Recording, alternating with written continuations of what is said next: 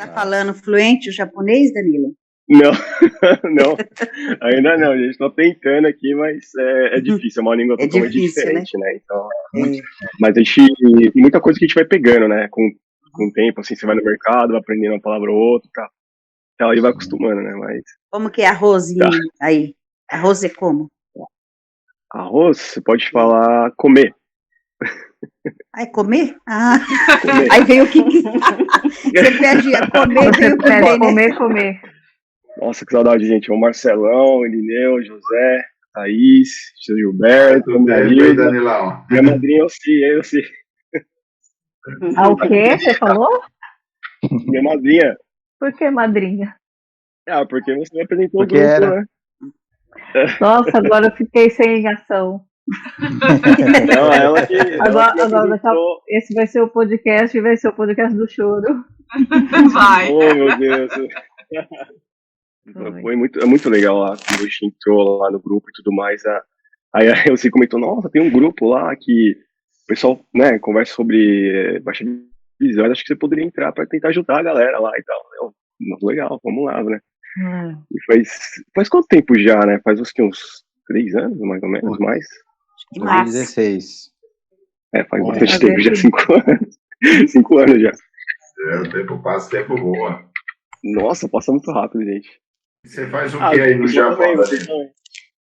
Eu tô procurando emprego, mas eu vim para trabalhar em fábrica, né? Como muitos brasileiros aqui que vêm para cá, vêm para trabalhar em fábrica também, no Japão. Eu pergunto porque quando você estava aqui, você estava envolvido com tecnologia também, né? Isso, exatamente. Foi justamente por isso que eu decidi sair da fábrica para tentar alguma coisa na minha área aqui. Eu vim para Tóquio, né? Aqui em Tóquio tem bastante oportunidade para quem é de tecnologia, né? Aí eu vim para cá, tô procurando aí uma oportunidade, gente. Bem-vindo ao podcast do Grupo Novo Olhar. Um espaço para promover a reflexão e a conscientização sobre a deficiência visual, a pessoa com deficiência visual e o seu mundo. Narrativas e expressões da pessoa com deficiência visual. Eu sou Isabela Fornazari. Eu sou Neik Tahara. Eu sou Ilse Gomes. Eu sou Gilberto Luiz Carvalheiro. Eu sou Marilda Magalhães. Eu sou Marcelo Santana. Eu sou José Cláudio Rocha. Eu sou Thaís Badesso. Eu sou Juliana Diniz. Eu sou Irineu Cruz. E este é o podcast do Grupo Novo Olhar. Bem-vindos a mais um podcast do Grupo Novo Olhar. E hoje nós temos um convidado de honra. Já foi um integrante do Grupo Novo Olhar e agora está longe da gente. Está lá no Japão. Danilo. Tudo bom, Danilo? E aí, pessoal? Tudo bom, gente? Como vocês estão? Beleza. Tudo beleza. Legal. Prazer em tê-lo aqui. Obrigado, gente. Meu nome é Danilo. Eu trabalho com TI, sou programador. Eu vim aqui me aventurar pelo Japão e muito bom rever todo mundo do grupo, né? A minha vinda pra cá, começou tudo quando eu era pequeno, né? Tinha um sonho de vir aqui pro Japão. Coloquei na cabeça que até 2020 eu ia estar aqui, né? Então, por muitos motivos, muitas ajudas, muitos apoios, acabei vindo pra cá pra trabalhar em fábrica, né? Como muitos brasileiros que vêm do Brasil fazem hoje, né? Muitos descendentes e seus cônjuges, né? Então, eu vim para trabalhar em fábrica, fiquei trabalhando durante 1 ano e meio nessa fábrica e vim me aventurar agora para Tóquio para ver se eu consigo alguma coisa na minha área. Qual que é a tua área mesmo, Danilo? É tecnologia. Sou programador, então vim tentar alguma vaga aqui na minha área. Em Tóquio tem bastante, né? É uma cidade muito cosmopolita, né? Muito conhecida no mundo todo e a área de tecnologia aqui tem muita oportunidade, né? Então, eu vim tentar alguma coisa aqui e estou procurando, né? Tenho retinose pigmentar, né? Foi diagnosticado aos 7 anos de idade. Eu, dizem, né, desde sempre, desde nascença, já nasci com essa doença, no caso a retinose. E venho tomando cuidado durante todo esse tempo, né? E eu tive muita sorte de ser apresentado para o grupo Dolina, né? ter passado pelo Grupo Dorina. E, não, assim, foi tudo de bom. Minha vida melhorou muito depois que eu participei do grupo. Né? Ô Danilo, assim que você chegou no Japão, qual foi a maior dificuldade que você viu, se é que teve, você sendo uma pessoa com baixa visão? A maior dificuldade, eu acho que não só no Japão, né, Marcelo, mas eu acho que pra mim foi a questão de explicar mesmo, né? Até porque tá tudo em japonês, é difícil explicar a condição, né? O que eu enxergo, o que eu não enxergo, o porquê disso, como que funciona. Então eu acho que essa foi a maior dificuldade que eu tive estando aqui, né? Tanto que eu fui buscar muitas coisas que eu fui buscar sobre baixa visão aqui no Japão, foi por conta de que tem essa necessidade, né? Mesmo no Brasil já tinha isso, mas como a nossa língua a gente nativa e tudo mais, dá para você explicar, mesmo não sabendo que mesmo as pessoas não sabendo o que se trata, né, da baixa visão. Você explica ali e resolve. Agora aqui no Japão já é um pouco mais complicado, né? Se eu esbarro numa pessoa, a pessoa às vezes não entende, e para me explicar é complicado por causa do japonês mesmo, né? Mas tirando isso, acho que eu não tive muitas dificuldades aqui, não. Tem bastante sinalização na calçada. Os semáforos aqui no Japão, eles têm acessibilidade, né? Que quando você vai atravessar, ele tem um som diferente para cada direção que você vai, né? Então, tem bastante acessibilidade aqui e acho que não chega a ter tanta dificuldade de locomoção, essas coisas assim, né? Só que quando eu vim para Tóquio, né, que tem muita gente e tem que tomar mais cuidado onde você anda e o que você faz, né? Então, de resto foi bem tranquilo, assim. Você usa bengala? Eu uso bengala, principalmente em lugares que tem muita gente. E eu uso nesses lugares assim, que tem muita gente ou que tá muito escuro, tá? Uma peculiaridade aqui do Japão é que, dependendo do lugar onde você tá, as cidades são bem escuras durante a noite, tá? Chega um horário das 8 horas, mais ou menos, a maioria das luzes se apagam, né? Fica uma ou outra, assim, na rua que ainda fica acesa. Então, por conta da questão da retinose, tem a cegueira noturna, né? Então, por isso eu uso durante a noite também, quando eu preciso sair, né? Danilo, você falou que você estava trabalhando numa fábrica, né? Essa fábrica era acessível para você? Na verdade, não, né? Quando a gente estava fazendo o trâmite para vir para cá, eu deixei bem claro para a agência, né, que ia me trazer que eu tenho uma condição especial, no caso a retinose, e que era importante aonde eu fosse, né, no lugar que eu fosse, as pessoas soubessem que eu tinha esse problema, né, e tal. Só que eles estavam preocupados que muitas fábricas iriam recusar o meu acesso. E eu conversei com alguns agentes daqui, e um deles falou, não, tem um serviço de limpeza aqui numa fábrica, a fábrica que faz esses macarrão instantâneo, né? Que nem Cup Ramen, que tem bastante no Japão. No Japão, claro, tem, mas no Brasil também, no mundo todo, né? E conversando com ele, ele falou, como que você enxerga, né? Aí eu expliquei pra ele, não enxergo muito na periferia da visão, né? E tem a questão da cegueira noturna, então lugares escuros eu não enxergo muito bem. Aí ele falou assim, não, mas pra mim, eu acho que dá, né? Falou assim, acho que dá. Falei, dá, mas eu acho que é importante pelo menos avisar ao pessoal, né? Aos gestores e tudo mais, que eu tenho essa condição, né? Pra não ficar chato se alguma coisa acontecer, né? No geral, o contexto geral de fábrica aqui tem que tomar muito cuidado porque é muito maquinário, é muita coisa solta que fica no meio do caminho, né? E como eu vim trabalhar com limpeza, então eu tinha que andar a fábrica toda. Isso eu tinha que tomar muito, mas muito cuidado. E o pessoal passa correndo, vai pra lá, vem pra cá. É uma loucura lá dentro, né? Então eu tenho que tomar muito cuidado e, assim, eu não consegui escapar de 2 acidentes. Tive 2 acidentes lá, não foi muito feio, tá? Foi 2 cortes que eu tive, mas aconteceu mesmo, tá? Então, assim, não lá tem acessibilidade para pessoas como cadeirante, mas para baixa visão não chega a ser tão específico assim, tá? Então, se para baixa visão difícil, um cego sem pensar, não tem acessibilidade nenhuma. Não, para cegos dentro dessa fábrica, no sentido de trabalho mesmo, eles não tinham pessoas com deficiência. Então, tem uma pessoa com deficiência, mas ela é surda e muda, né? Mas para baixa visão, ou para pessoas que têm alguma dificuldade ocular, Lá eles não chegavam a ter um posto de trabalho, assim, né? Não tem essa acessibilidade para pessoas com baixa visão, no caso, ou com pessoas que já têm cegueira mesmo. Ô Danilo, o povo no Japão, eles são receptivos, assim, vamos supor. Eles sabem que você é estrangeiro, então tem dificuldade com a língua. Eles procuram ajudar quando você está meio embaraçado, e também questão do problema de baixa visão. Sim, senhor Gilberto, isso na verdade foi uma das coisas que eu me admirou bastante, tá? Não são todas as pessoas, mas a maioria das pessoas, quando ela vê que você está se esforçando para alguma coisa, no caso da língua, né?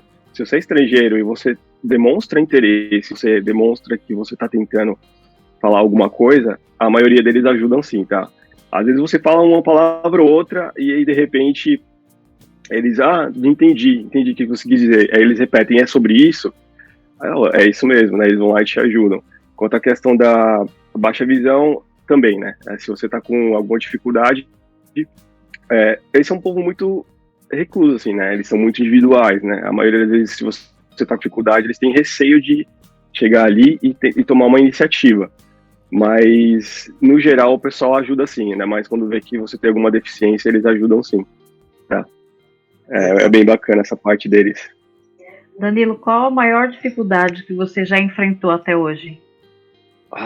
Nesse caso, eu acho que foi realmente o trabalho na fábrica, tá? Deixa eu ver se tem mais alguma coisa assim. A questão da língua também, né? Que é totalmente diferente da nossa, os caracteres, a gente não usa, né? Tudo aquele kanji, hiragana e katakana. Então, acho que tirando o trabalho na fábrica de ter que tomar cuidado, essas coisas assim, e ter que explicar para as pessoas é realmente a língua, né? Que é a dificuldade que eu tenho até hoje. Eu estudei no Brasil, durante 3 anos, eu não me lembro direito, por conta e fazendo um curso. Eu tirei 2 certificados, eles dividem, né? O certificado da língua japonesa entre 5 níveis, começando do 5 mais baixo para o primeiro mais alto, né? Eu tirei os dois mais baixos, que é o nível 5 e o nível 4. Atualmente eu acho que eu estou no nível 3 ali, né? Mas ainda não tirei o certificado, então ainda não dá para provar isso, né? Então acho que a maior dificuldade que eu tive aqui no Japão realmente é o idioma e tentar explicar a minha condição como deficiente mesmo, né? Mas por conta do idioma do que pela deficiência em si, porque aqui no Japão, eu te falei, na fábrica talvez não era tão específica essa questão de ajuda ou de acessibilidade, mas no Japão como um todo eles têm eu não lembro como fala, aquela faixa guia que tem na calçada, né? E acessos isso. Como que é? Piso tátil.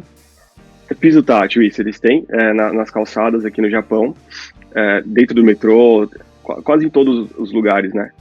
E tem essa questão também do semáforo que tem o som, né? Se a pessoa às vezes não consegue enxergar ou não enxerga a cor do semáforo e toca o som quando o semáforo abre para daquela determinada direção, né? Perguntar uma coisa para você. No caso do Japão, né? Você falou que tem piso tátil nas calçadas, tem um semáforo, mas assim, nesse tempo que você estava no Japão, você está aí no Japão, né? Você percebe que a população tenha consciência da pessoa com deficiência visual, ou seja, a pessoa tem um respeito, um cuidado com isso, porque a gente sabe que no Brasil a gente tem também alguns lugares com piso tátil, tudo, mas a população às vezes não tem consciência, então muita gente não respeita o piso tátil. A gente vê muito no metrô o pessoal parando em cima do piso tátil, mesmo às vezes para você ser conduzido, o pessoal na correria do dia a dia acaba te atropelando. Então é uma aventura aqui no Brasil você sair para a rua. No Japão você sente que as pessoas respeitam mais, que elas têm um pouco mais de consciência com os deficientes visuais, pelo menos? Irineu, aqui eu percebi assim, no modo geral, mesmo não sendo com a questão da deficiência, o pessoal, eles têm um sentido de você andar, de você ficar na escada rolante, de você, ao entrar no trem, né, eles fazem uma fila, assim, separada para o pessoal que vai sair, para depois você entrar. Então, eles já têm essa consciência social de afastamento e cuidado com os outros, né. Quanto à questão da deficiência, eu vi algumas pessoas deficientes visuais andando aqui na cidade onde eu estava, em Kobe, e aqui em Tóquio, normalmente eu não vejo pessoas paradas no piso tátil, por exemplo, né? E eu vejo essas pessoas com deficiência visual utilizando o piso tátil, eles foram tranquilos para a direção que eles estavam indo, até onde eu percebi, e não teve problema nenhum, assim, tá? O pessoal respeitou bastante, e quando precisa de ajuda, né, sempre tem alguém ali, que nem no Brasil também tem aquele pessoal, eu acho que é o Jovem Cidadão, né, que ajuda ali no metrô, né, o pessoal a guiar, né. Aqui também no Japão eles ficam à disposição ali para ajudar o pessoal, isso em estações, né, e de ônibus e metrô, né. Ah, tá. A gente ouve muito que o Japão, em termos de planejamento e organização, muitas vezes eles são impecáveis, né? Então, por isso que a curiosidade, porque é o que você falou, né? Eles têm até métodos para poder conduzir socialmente as pessoas, justamente para a preocupação com o próximo. Sim, eles são bem... a questão do... Eu não lembro como que eles falam o termo em japonês, mas eles têm esse cuidado com o próximo, né? Ainda mais quando a pessoa realmente é deficiente, ela demonstra isso, inclusive você tem cartões de identificação aqui para isso, né, que identifica qual é o seu tipo de deficiência e se ela é psicológica ou se ela é física, e eles chamam de Heru-Pakado, né, quando a pessoa tá andando lá, por exemplo, se ela tem a cegueira total, ela deixa já mostrando isso na roupa dela. Então, quando ela chega num determinado estabelecimento, o pessoal normalmente já de prontidão e já ajuda, né? Já tem uma identificação própria para que a pessoa já reconheça quando a pessoa é abordada, né? Tem uma identificação própria. Eu não sei se dá para visualizar, o pessoal consegue ver que tá aqui, tô mostrando um cartão, tá? Ele chama de Heru-Pakado. Ele é só um símbolo, né? Esse símbolo ele mostra símbolo universal aqui no Japão para as pessoas que têm deficiência, tá? Aí dá para você andar com isso aqui na roupa, ou você deixa na sua carteira e quando precisar mostrar para eles, você pode mostrar e eles vão te ajudar. Danilo, que nem aqui no Brasil, no metrô, por exemplo, tem vagão preferencial para deficiente. E nos ônibus tem um assento preferencial para deficiente. No Japão também acontece isso, ou é qualquer banco, qualquer vagão que vai? Não, aqui eles também têm o vagão, não um vagão especial para deficiente, mas todo o vagão tem um assento específico para pessoas com deficiência. E também tem a parte que é para cadeirante, né? Todo vagão você vai ter um cantinho ali que a pessoa com deficiência pode adentrar e ficar no seu cantinho ali. Normalmente o pessoal tende a respeitar, não senta lá se não for. Eu já vi muito vagão cheio aqui e esses assentos vazios, né? Porque o pessoal tende a respeitar e não sentar ou ficar lá, né? Então, tem isso, mas uma curiosidade, assim, que eles têm um vagão para mulheres, né? Quase todos os trens aqui no Japão, eles têm vagões específicos para as mulheres. Inclusive, eu tive a infelicidade de entrar nesses vagões sem saber. três vezes eu entrei lá, sentei, eu fiquei lá lendo meu livro, eu olhava para um lado, mas só tem mulher aqui, para o outro, o que tá acontecendo, né?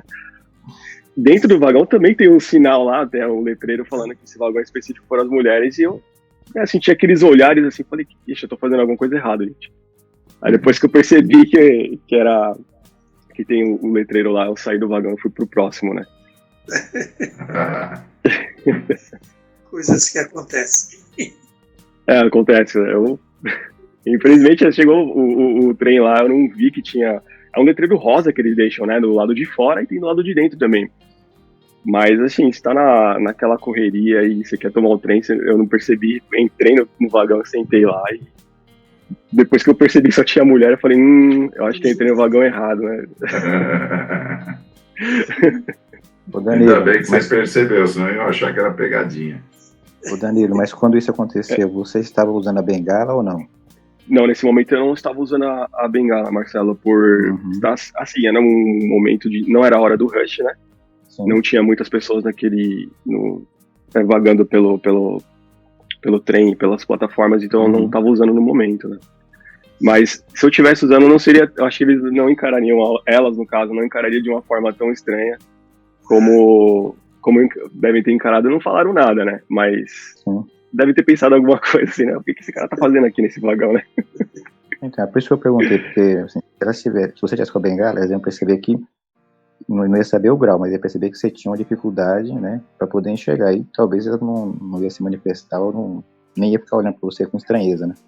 Isso, essa parte eu acho que é essencial no caso, né, porque a pessoa vê que tem a bengala, opa, né, tem alguma coisa errada no sentido de que aquela pessoa, ela é deficiente, né, então não tem o porquê imaginar alguma que ela esteja fazendo por má fé, por exemplo, né. Então já, nesse sentido, se eu tivesse com a bengala já seria uma coisa mais tranquila, né. Ô Danilo, em matéria de lazer aí onde você tá, você aproveita, né, alguma coisa, assim, tipo, pra sair em parque, o que você faz, assim, em matéria de lazer? Aqui, eles têm parques municipais, estaduais, né, dá pra você ir, também tem acessibilidade nesses parques. Eles têm bastante, eles chamam de depato, né, que são os shoppings que eles têm aqui, que também tem piso tátil, tem elevadores específicos para pessoas com deficiência, né, banheiros também. Então, tem bastante lugares para você ir, assim, se divertir, né, eles têm o Game Center, né, que é um lugar onde tem atrações, tem jogos, tem videogames, aquelas máquinas de você caçar um presente ali com um gancho, tudo mais, que é bem famoso aqui no Japão, né? Mas como no Brasil também tem bastante dessas coisas, né? Bem parecido até. Mas Danilo, tem bastante acessibilidade nesse sentido. Danilo, você falou que no shopping tem piso tátil? No shopping tem piso tátil. Tem piso tátil que assim, nas vias principais do shopping tem o piso tátil ali. E a cada, sei lá, no caso você vai ter uma intersecção, né, nessa via, ele também sinaliza com aquele, ele muda, né, o piso, sinalizando de que aquilo é uma intersecção, né. Pra você ver, no Brasil eles falam que não pode ter piso tátil no shopping. No Japão pode, né? Interessante, né? É uma coisa assim que é via, né? Acho que como toda pessoa que vai no shopping para fazer compra que não tem uma deficiência, uma pessoa com deficiência também vai e não tem problema nenhum, né? Então deveria ter. Acho que isso ajuda todo mundo, não tem problema nenhum, eu acho. Bom de saber disso, que quando a gente for reivindicar isso aqui, o cara fala que não tem como, aí a gente vai mandar ele pesquisar no shopping no Japão que lá tem. Então, não, é uma coisa que eu não sei por que não ter, né, no Brasil. A questão é mais, eu acho que deve ser mais estética do que utilidade para eles, talvez. É isso mesmo. Danilo, como que é a questão da audiodescrição aí? Por exemplo, em cinema, em shows, como que funciona? Bom, eu não fui, em cinema eu já fui uma vez, tá? Eu não sei, eu não cheguei a procurar se tinha audiodescrição, alguma sessão com audiodescrição, mas acredito que tenha sim. Show também não cheguei aí ainda, mas, por exemplo, se você vai num caixa eletrônico ou se você vai comprar o ticket, né, de transporte aqui no Japão, no metrô ou qualquer estação, eles tem uma voz que te auxilia.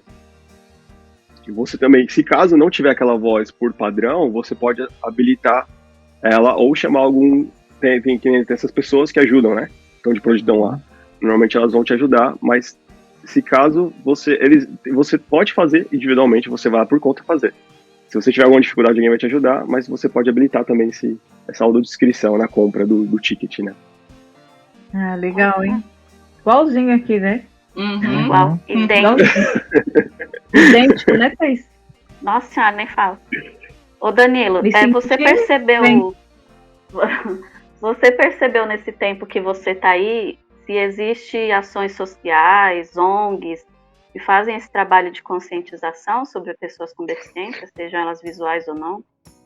Tem ONGs, tanto que quando eu fiz a minha primeira consulta, né, estando aqui no Japão, pelo meu gestor, depois que ele descobriu que eu tinha esse problema, ele falou para mim ir no oftalmo, correr atrás dessas coisas, né? Eu fiz uma consulta numa clínica particular perto de onde eu morava. Dessa clínica, eles identificaram que eu tinha retinose mesmo e falaram, aqui a gente não pode fazer muita coisa por você, então a gente vai te encaminhar para um hospital maior, né, que tenha mais condições de te ajudar. E lá em Kobe, eles me mandaram para ir no hospital de olhos de Kobe, né? Um complexo só para casos de ocular, né? E lá eu fiz toda a triagem, fiz os exames, fui pelo menos acho que umas 10 vezes nesse hospital fazendo os exames, fazer triagem, e eles de prontidão mesmo já passaram um monte de documentos, e um deles falava sobre a JPRS. Se eu não me engano, é JPRS. Eu não lembro qual que significa a sigla agora para falar para vocês, mas é uma instituição que eles ajudam, né, pessoas com deficiência visual, no sentido de informação, no sentido de ajuda com equipamentos e todo o cuidado, né, como a Dorina faz, né, como a Dorina faz para as pessoas, né. Então você se cadastra nessa ONG e eles vão te ajudar com qualquer dificuldade que você tenha ou informação que você necessite, né? Então tem sim, viu, Thaís? Eles têm ONGs aqui, e não é só uma, né? É mais de uma. Eu não corri atrás de todas ainda, mas tem bastante até. E nessa questão do hospital, você sentiu muita diferença do serviço hospitalar aí para o serviço hospitalar daqui, quando você procurou um oftalmo aqui? Essa investigação que eles fizeram com você aí no Japão? Sim, Thaís. Bom, aqui no Japão, no geral, o atendimento, eles prezam bastante o atendimento, né?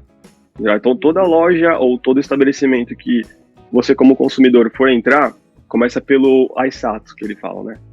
O Aisatsu é o cumprimento, né? Então todo mundo fala, seja bem-vindo, né? Que é o Irashaimase.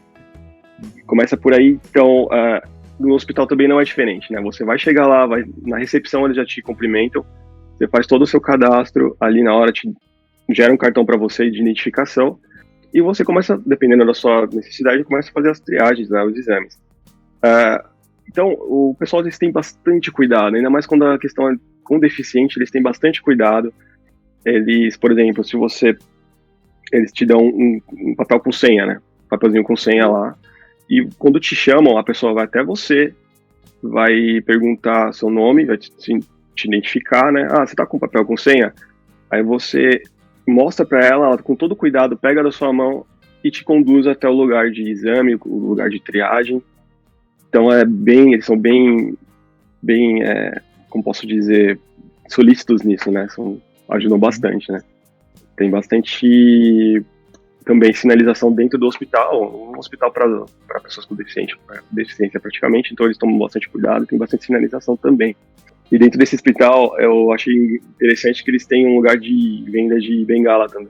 Então, esse hospital era específico de olhos? Isso, é um hospital dos olhos de Kobe. Muito, assim, é muito tecnológico, até porque Kobe, né, sofreu aquele grande terremoto em 95, a cidade ela foi reconstruída, né? E aí eles criaram tem uma baía de Kobe que falam, né? Naquela baía eles criaram uma ilha artificial, naquela ilha foi tudo construído do zero, lógico, né? E esse hospital, ele também, né, tá bem no meio dessa baía, então ele é bem recente, bem tecnológico, né? Muito fácil de entrar, muito fácil de transitar lá dentro, e as pessoas ajudam bastante lá. Legal. Eu faz um bom tempo que eu estou aposentado, né? Mas quando eu trabalhava, tinha um colega meu que teve um filho que se formou engenheiro eletrônico aqui no Brasil e foi para o Japão para se especializar, para trabalhar no Japão. Nossa, que legal. Naquele tempo a comunicação era por carta, né? A primeira carta que ele mandou para o pai dele aqui, ele falou, eu como engenheiro eletrônico formado, cheguei aqui no Japão me senti no jardim da infância e tão adiantado que estava a tecnologia. Passou muitos anos. Aqui no Brasil, né, a eletrônica teve um grande avanço, né? Mas será que ainda está tão distante assim do Japão, assim, a tecnologia? São Gilberto, depois que eu vim para cá, eu vi que realmente tem bastante. Eles fazem uso da tecnologia no cotidiano deles. Tem bastante coisa nova realmente que eles desenvolvem aqui. Mas eu acho que o Brasil não está muito longe, não, na verdade. Muitas coisas, por exemplo, se você vai numa prefeitura, qualquer órgão do governo aqui, eles usam muito papel, inclusive dentro de trabalho também, na fábrica. Eles usam muito papel, muito formulário que eles dão para você preencher. Então, tem algumas coisas no Brasil que eu acho que está um pouco mais avançado do que no Japão, por exemplo, né? Mas tem um pouco dessa diferença, né? Como ele tem incentivo de você desenvolver as coisas aqui, eles fazem utilização disso no cotidiano, é uma coisa que o Brasil poderia melhorar nesse sentido, né? Poderia usar mais,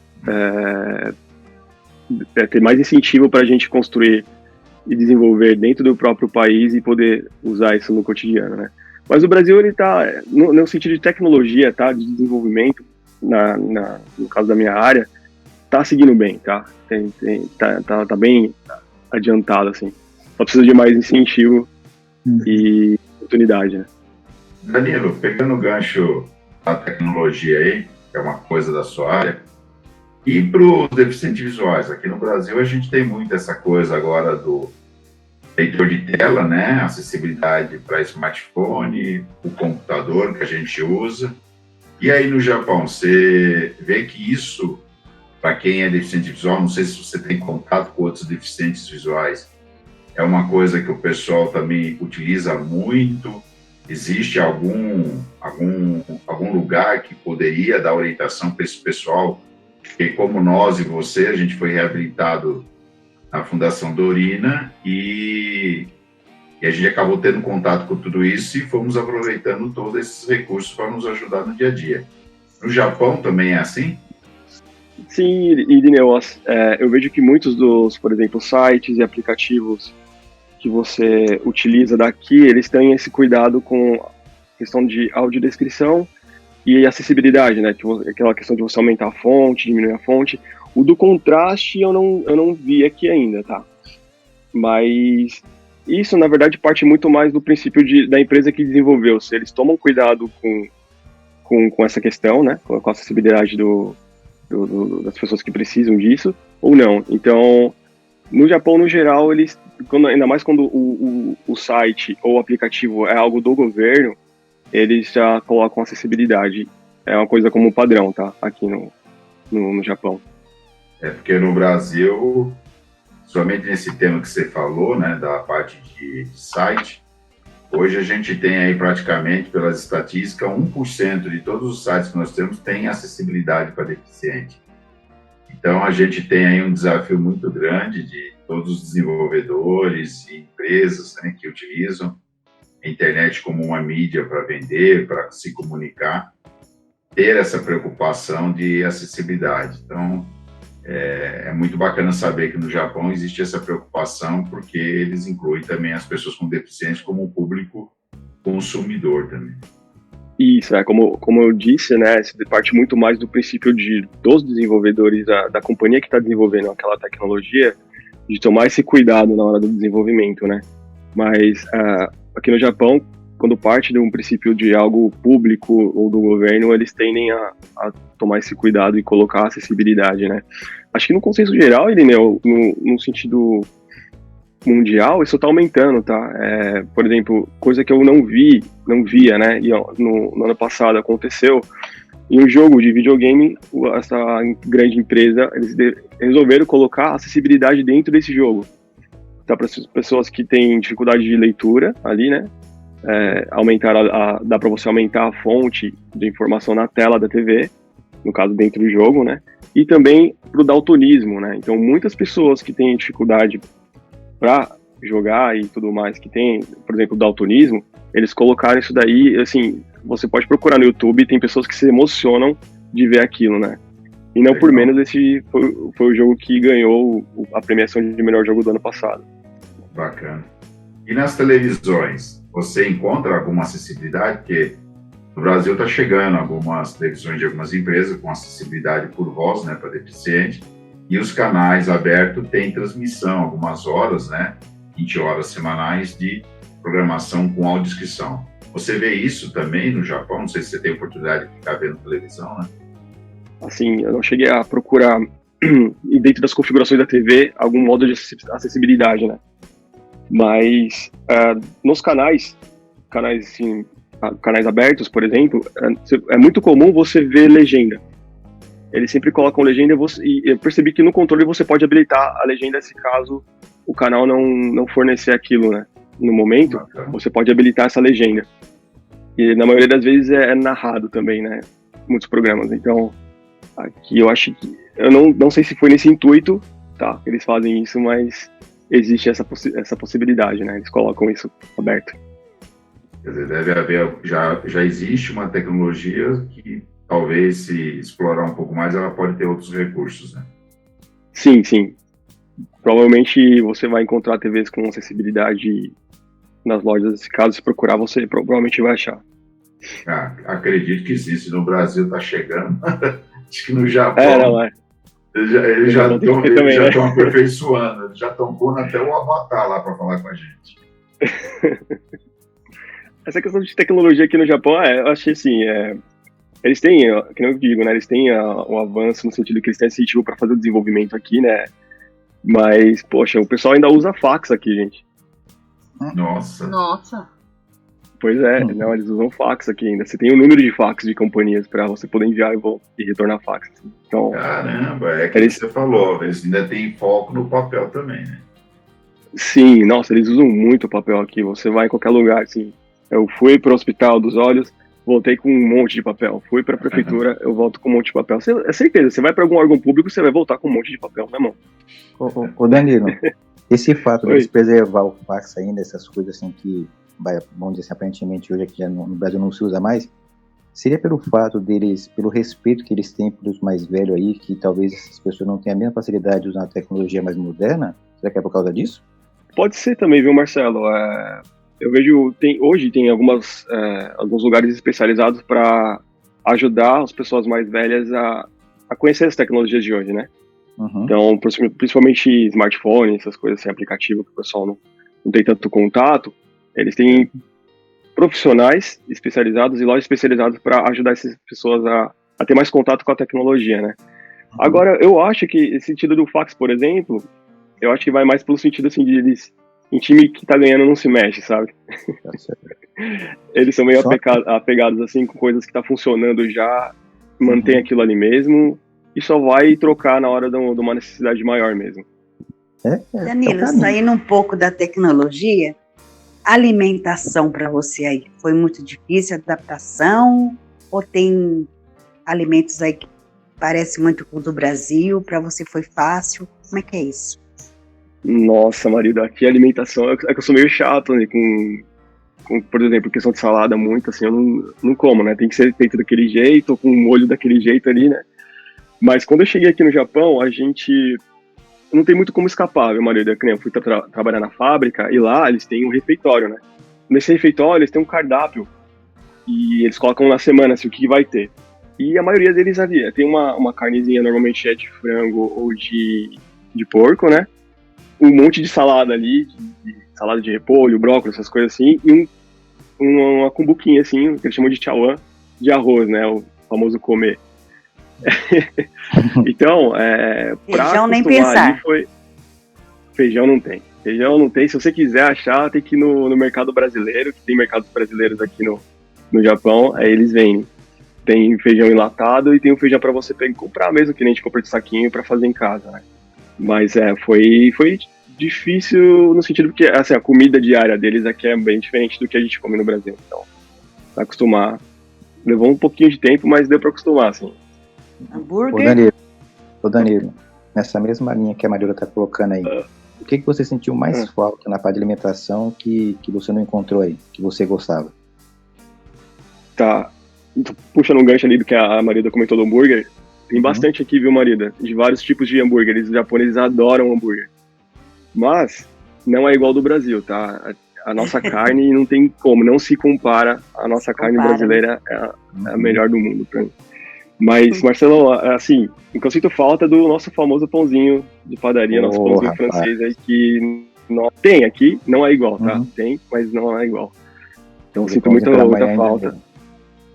Aquele café com leite, pãozinho francês com manteiguinha ali, ou um misto quente, né, muito bom, coisa que aqui no Japão você não vai achar tão fácil, inclusive aquele suco, né, natural que a gente faz aí e tal, né, em todo lugar, também aqui é muito diferente, gente, o gosto não é igual, assim, pra quem tá muito acostumado com o Brasil, assim, é difícil aceitar assim, no sentido de que é muito diferente, né, mas acostuma.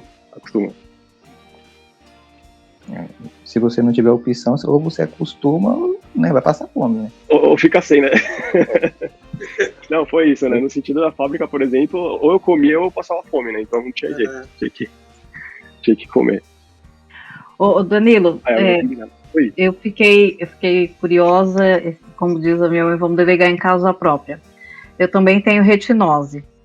Quando você foi lá no hospital, né, para saber, você ouviu alguma perspectiva de tratamento para o nosso problema da retinose? Então quando eu estava fazendo a consulta, né, principalmente com o médico, ele foi muito cuidadoso a não dar nenhuma, como posso dizer assim, nenhuma, digamos assim, chama de esperança, né? Uhum. Logo na primeira consulta eu falei para ele, tenho essa condição aqui e eu gostaria de saber, né, se existe algum tratamento, alguma perspectiva de tratamento aqui no hospital, próximo, no Japão, no caso, né? Daí ele foi muito cuidadoso e falou assim para mim, vamos fazer os exames primeiro, né? Deixa a gente determinar direitinho, né, o que você tem, e aí, a partir disso, eu posso te dar um retorno. Eu falei, tudo bem, a gente faz assim, então. Então, eu fiz os exames, inclusive fiz um exame que eu não tinha feito no Brasil, tá? Eu fiz o de fundo de olho que eu tinha feito no Brasil, os mais comuns de visão periférica, né? Mas tinha um que eles colocam 2 tubos, assim, no nosso olho, e tinha um monte de foto mesmo, assim. Até que, assim, é bem... No sentido, assim, é uma coisa que te deixa meio... né? Eu esqueci a palavra aqui, que eu tô aprendendo japonês e inglês, eu tô esquecendo muita palavra em português já, gente. É um ultrassom da vista. É, como se fosse isso, né? Mas é 2 tubos que ficam na sua vista e fica tirando foto o tempo todo, assim. Então você não tem como piscar. De vez em quando ela vai, pinga alguma coisa na sua vista ali, e pra umidificar, e você fica lá, tomando aqueles flash na cara, no olho. É a eletroretinografia. Acredito que seja. Aí, feito esse exame, né? Eu não tinha feito no Brasil, eu fiz aqui. E aí eu passei de novo, né? Tive retorno lá com o médico, e ele falou que aquilo que a gente escuta no Brasil também, tá? É coisa que a gente não tem nada definido ainda. Ele disse que tem muitas pesquisas aqui nas universidades do Japão, em parcerias com outros lugares do mundo, mas que é coisa assim pra daqui. Ele falou assim, deu um prazo de 5 a 10 anos, tá? Deu a entender que ele falou que ele tá chutando aquilo muito longe, tá, gente? Porque tudo isso aí foi feito em japonês e meu japonês não é bom nesse nível, principalmente com coisa muito técnica, né? Então fui pescando ali algumas coisas, né? Então ele tomou muito cuidado para não dar uma certeza. Ele falou que ele estimava entre 5 a 10 anos ter algum tratamento definitivo para retinose e doenças similares, né? E logo depois disso, eu vou fazer o gancho aqui não sei se posso falar isso, se vocês vão perguntar mais uma coisa, eu vou falar sobre o teste genético, né? Não, pode falar. Eu ia te perguntar se você fez. Então, logo depois que eu terminei de falar com esse médico, ele já marcou um retorno para mim, justamente para fazer esse exame. Ele falou, a gente tem nesse hospital a possibilidade de fazer o exame genético para saber qual que é o tipo de retinose que você tem, ou no caso, se ela é hereditária ou se ela é mutativa. Você aceita fazer isso, né? Ele perguntou, você aceita? Aí eu falei, tem algum custo, né? Porque pelo que eu escutava no Brasil, é um negócio que é muito caro, né? Se você fosse fazer no exterior, por exemplo, é caro. Daí ele falou, não, é gratuito. Você só tem que concordar com os termos aqui. E se puder, né, também aceitar esse que você for doar, que no caso é o sangue, né, para fazer o teste, a gente possa usar em outras pesquisas também. Eu falei, nossa, é para já, não precisa nem perguntar, gente, vou fazer. Então ele marcou para um retorno.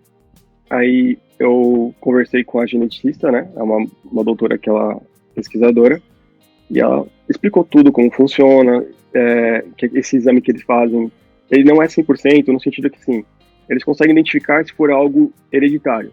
Se for alguma coisa mutativa, eles não conseguem identificar.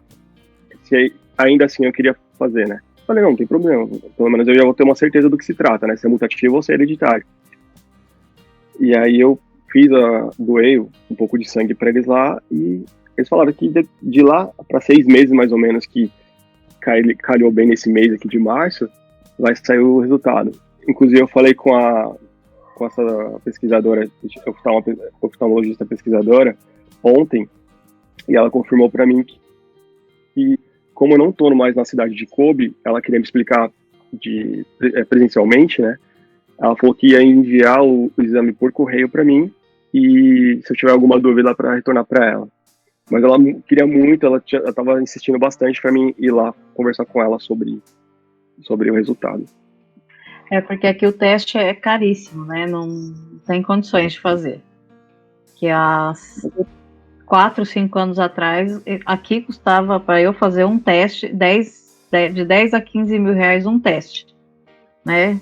E para saber, por exemplo, se as minhas filhas poderia fazer esse teste, eu teria que pagar um teste para cada uma. Então a brincadeira fica cara lá no final. Esse atendimento todo é público? Você passa assim pelos médicos públicos, são bons, os hospitais atendem mesmo? Uma coisa aqui, Marilda, que no caso do Japão, é diferente do Brasil, tá? Aqui você vai pagar tudo que você paga, no caso, tirando esse teste genético, tá? Que foi uma coisa gratuita, foi oferecida para eles. Toda a consulta que você fizer é paga, tá?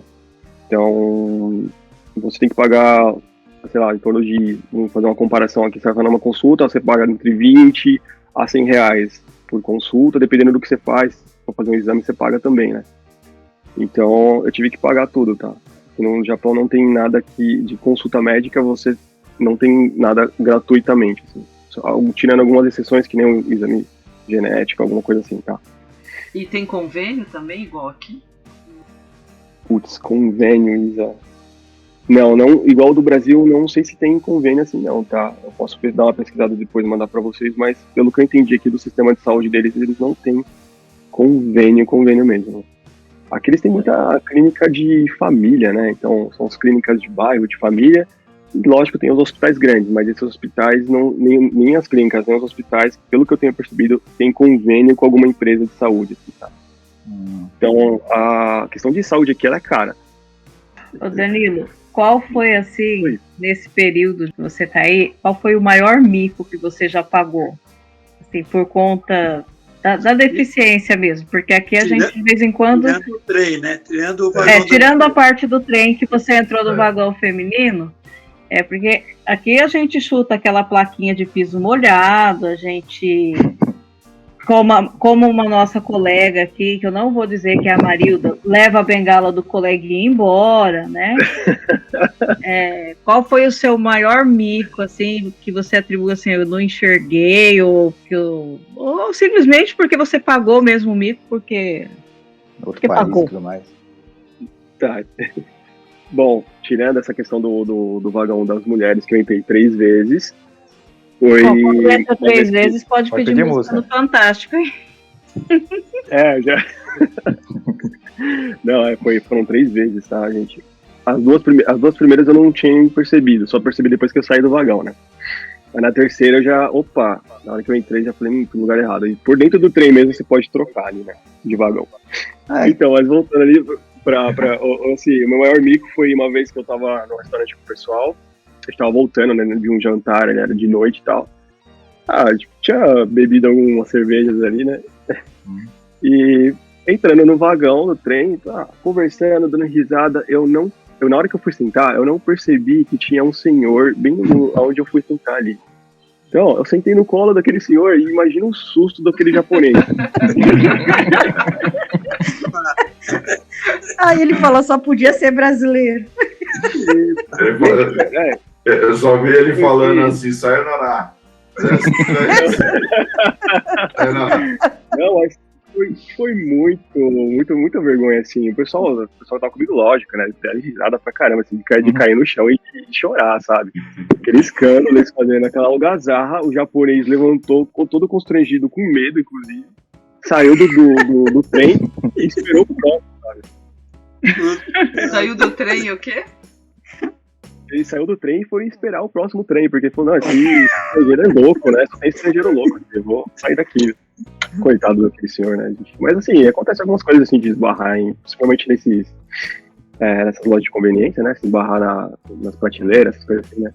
tenho o maior medo, gente, de deixar cair as coisas lá, quebrar, porque dá um prejuízo, né? E aqui eles têm, inclusive, um seguro específico para isso, né?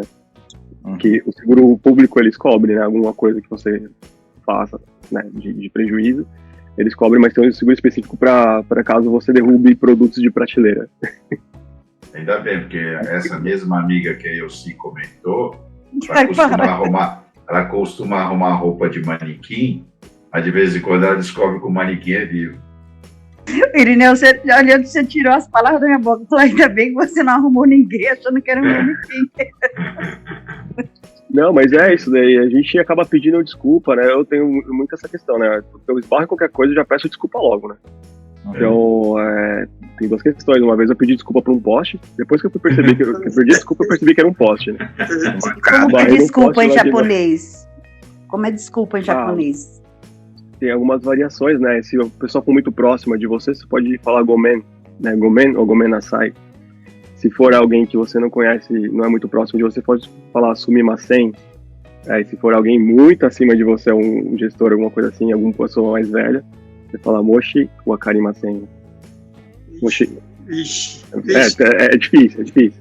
Não adianta, porque a Marilda não vai lembrar nem a primeira que você falou, porque ela já esqueceu. Mas eu lembro do seu Gilberto que falou, vixi.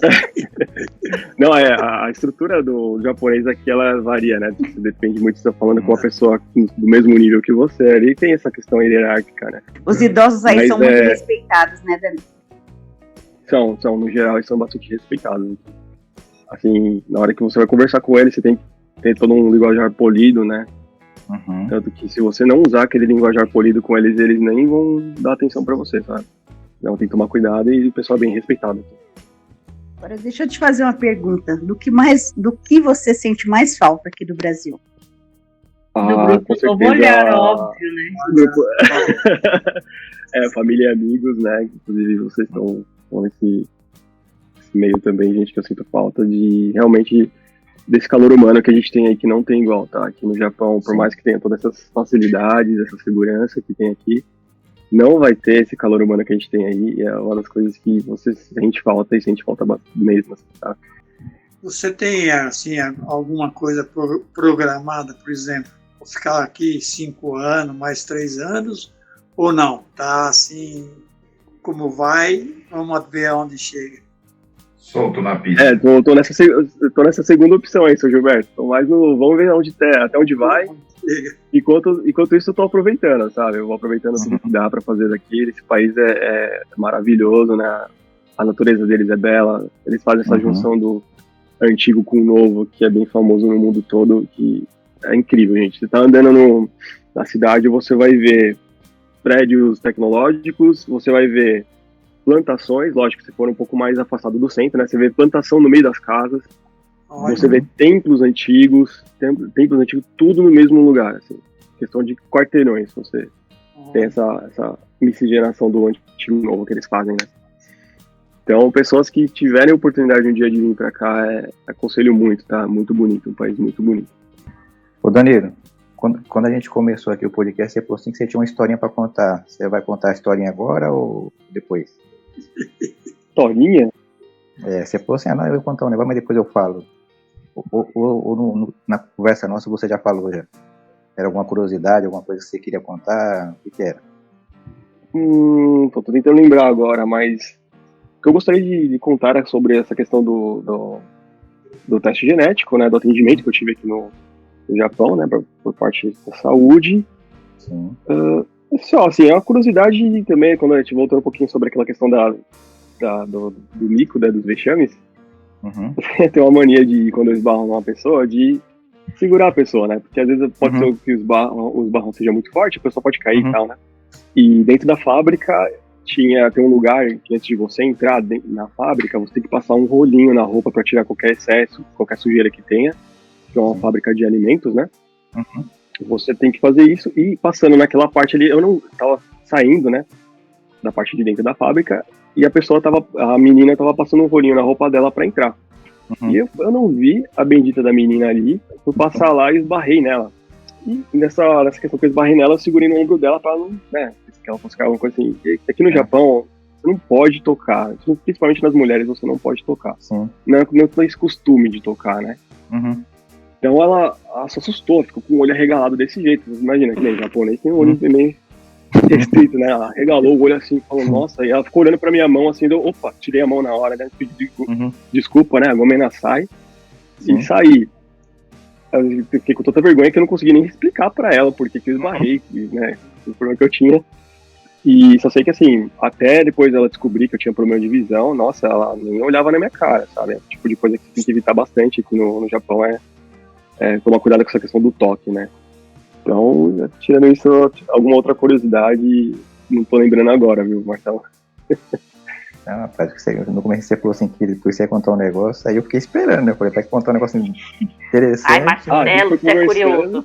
Depois diz que mulher é que é fofoqueiro. Você vê? Danilo, por conta da sua deficiência visual, dessa questão da retinose e tudo, a sua família em algum momento ela se opôs de você sair daqui de perto deles e ir para o Japão? Thaís, não chegou a ser uma oposição, tá? Eles têm ainda uma preocupação quanto a isso, né? Eles falam, o Danilo tem, todo mundo sabe da minha família que eu tenho esse problema, então eles têm uma preocupação porque eu vim pra cá, não tenho parente aqui, não tenho os amigos aqui, então é uma coisa que se preocupa muito, né?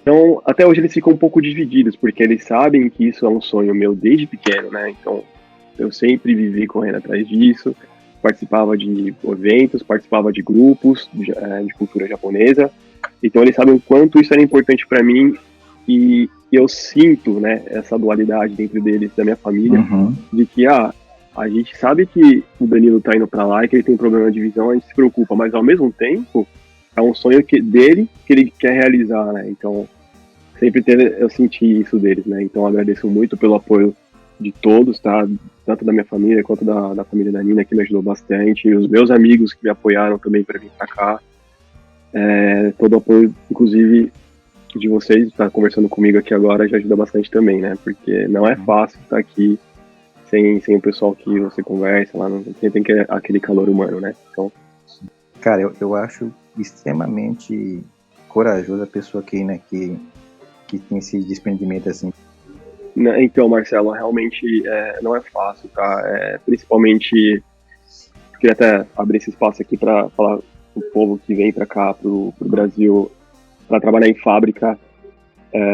Bom, começa pela cultura totalmente diferente. Normalmente as pessoas que vêm para cá não têm a mínima noção do japonês.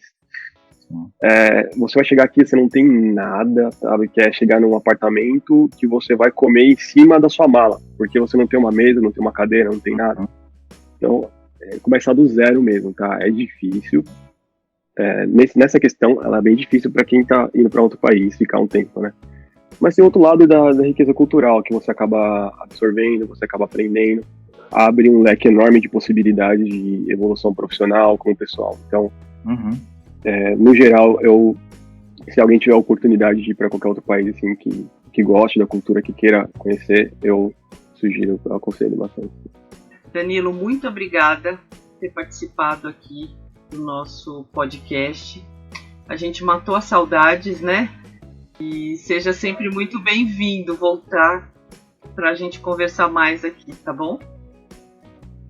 Tá bom, eu que agradeço a oportunidade, muito obrigado pelo convite, gente, foi muito bom falar com todo mundo. Matei um pouco da saudade, mas eu só vou matar a saudade de verdade mesmo quando a gente for no churrasco na casa da Elci. Isso é? Opa! Vai estar mais do que convidado quando vier ao Brasil, churrasco aqui em casa. Ô, Danilo, matar a saudade. Quando a gente ficou sabendo que a gente ia ter a oportunidade de conversar com você, cara, foi um prazer imenso para todo mundo, né? Pela pessoa que você é, pelo cara legal que você é. Cara, foi um prazer mesmo e matou a saudade legal. Cara, foi muito bom mesmo. Obrigado, viu? Eu que agradeço, viu, Marcelão? Esse grupo é nota 10, né? Demais. Obrigado mesmo. Bom, depois que você me chamou de madrinha, que eu quase chorei, que hoje já estava mais do que emotiva. Eu não sabia dessa parte do madrinha. Mas nós ficamos... a primeira vez que eu conversei com você, né? Foi a primeira coisa que eu falei para Isa, seria muito bacana. No mesmo dia eu já falei com a Isa. Seria muito bacana a gente chamar o Danilo para conversar, porque uma pessoa que fez parte, né, da montagem do grupo, e é uma pessoa que a gente preza muito. E que a gente estava realmente com saudade, né? E saber que você está bem, que você está longe, mas que você está bem, que está realizando seu sonho, para nós é, assim, muito gratificante. Isso mesmo. E a gente fica realmente muito feliz de ter você aqui participando com a gente. Que não seja a primeira vez, né? Que não seja a última vez, né? Uhum. Que tenha outras vezes. Depois você me fala aí qual foi a resposta do teste genético. E você consiga aí, né, ser muito feliz aí no Japão. Você alcance todos os objetivos que você se propôs durante toda a vida. Obrigado, Elci. Mais do que nunca, né?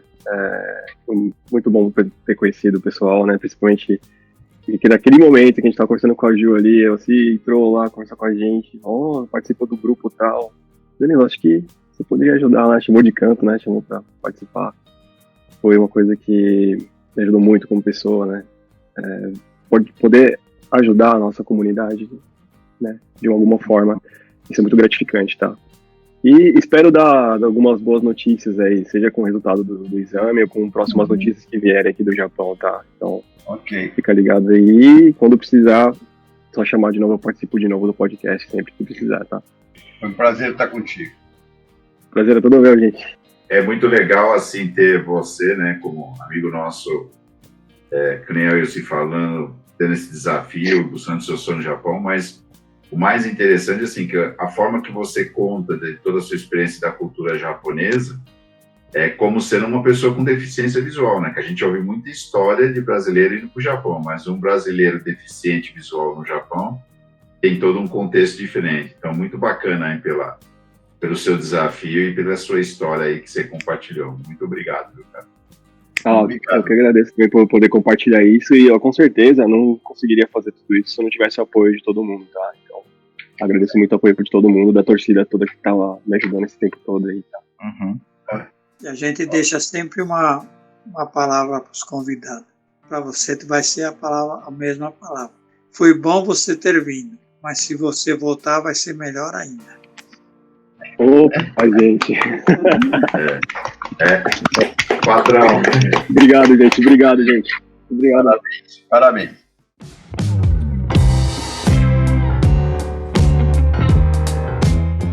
Para entrar em contato com a gente, basta acessar o Facebook ou Instagram no @DVNovoLhar, TV Deficiente Visual, ou no e-mail contato@gruponovolhar.org. Agora em japonês. Sayonara, Kairo, Kiro, Kiri, Tarará. Bom, gente, chegamos ao final de mais um episódio do podcast do Grupo Novo Olhar. Espero que vocês tenham gostado do bate-papo. Esperamos vocês no próximo. Tchau, tchau.